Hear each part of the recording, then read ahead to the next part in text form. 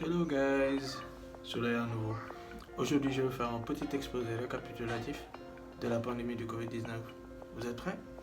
Allons-y.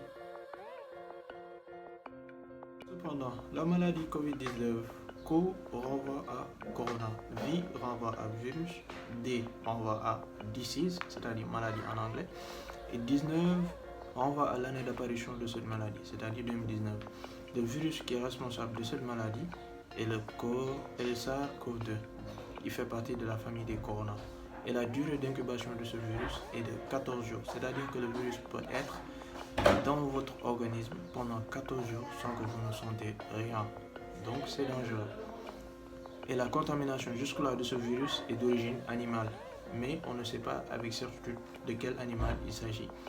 Ça peut être la chauve-souris, où on a détecté un virus proche du SARS-CoV-2, ou le pangolin qui a été soupçonné d'être le responsable de cette contamination vers l'homme. Parlons à présent des symptômes de cette maladie. La maladie se présente sous forme de maux de tête, de fièvre, des maux de gorge, des toux, des difficultés à respirer et surtout vous allez sentir beaucoup de fatigue au niveau de votre corps.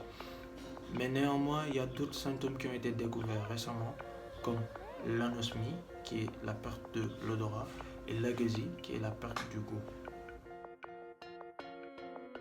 Passons maintenant à la transmission de ce virus. On peut attraper ce virus à travers un contact avec des objets infectés, un contact avec une personne infectée, c'est-à-dire à travers des poignées de main, ou à travers des postillons, c'est-à-dire que des éternuements ou des toux venant d'une personne infectée.